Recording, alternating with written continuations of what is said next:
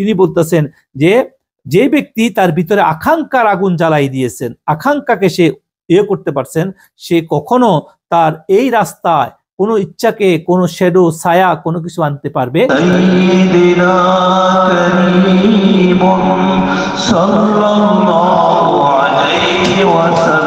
প্রথম তো তিনি বলতেছেন কোরআনে কারীমের একটা আয়াত দ্বারা সেটাকে আমরা নির্ণয় করব। আল্লাহ রাব্বুল আলামিন কোরআনে কারীমের মধ্যে ইরশাদ করতেছেন, বিসমিল্লাহির রহমানির রহিম, মান কানা ইউরিদুল ইজ্জাতা ফালিল্লাহিল ইজ্জাতু জামিআ। বলতেছে যে ব্যক্তি দুনিয়াতে সম্মান চায়, ইজ্জত চায়, তাকে জানা উচিত যে সকল ইজ্জত, সকল কিছুর একমাত্র কার জন্য? আল্লাহর জন্য। তিনি এখানে আনি বলতেছেন আমাদের যার জন্য সমস্ত ইজ্জত, তো তার জন্যই আমাদের আকাঙ্ক্ষা হওয়া উচিত, তার জন্য আমাদের এরাদা হওয়া উচিত।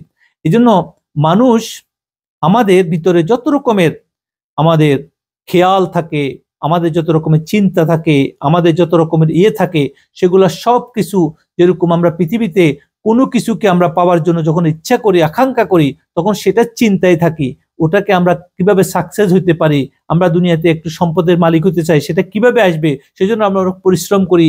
আমরা কোনো কাজ, ব্যবসা দিয়ে সেটাকে মোকাম্মেল ভাবে সাকসেস করার জন্য আমরা সেই আকাঙ্ক্ষা, ইচ্ছার মধ্যে থাকি। তখন আমরা পড়াশোনায় কামিয়াব হওয়ার জন্য সেটার পিছনে আমরা সময় দিই। এরকম একটা মানুষ যখন তার ইচ্ছাকে আল্লাহ রাব্বুল আলামিনের কুরব হাসিলের জন্য চেষ্টা করবে, সে যখন সর্বোচ্চ দিয়ে আল্লাহকে পাওয়ার জন্য চেষ্টা করবে, তখন সেই ওইটাকে কামিয়াব হবে। সেজন্য তিনি বলছেন যে ব্যক্তি আকাঙ্ক্ষা করে তার রবের সাথে মিলনের জন্য, যে সেই ব্যক্তি একমাত্র কামিয়াব হবে যখন তার সেই টার্গেট একমাত্র আল্লাহর জন্য হবে।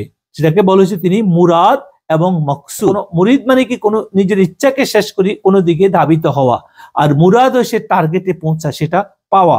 আর মকসুদ হইলো কোনো মানুষের উদ্দেশ্য করে বাইর হওয়ার পরে তো তখন সে সেটা পরিপূর্ণভাবে সেটা কামিয়াব হওয়া হলো মকসুদ হওয়া।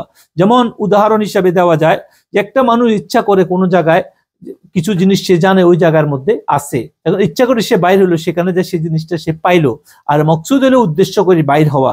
একটা মানুষ যখন সে আল্লাহকে পাওয়ার জন্য যখন সে চেষ্টা করে, আল্লাহর পথে চলার জন্য সে চেষ্টা করে, তখন তাকে সর্বোচ্চ ভাবে সে দুনিয়ার যত রকমের সংমিশ্রণ, মিক্স চিন্তাধারা, আকাঙ্ক্ষা, ইচ্ছা, দ্বীনি দুনিয়াবি সমস্ত রকমের উদ্দেশ্য পরিবর্তন করি একমাত্র আল্লাহ রাব্বুল আলামিনকে রাজি খুশি করার জন্য, তার হুকুম পালন করার জন্য তাকে এই রাস্তায় চলতে হবে। সেখানে কোনো কিছুর মিশ্রণ চলবে না।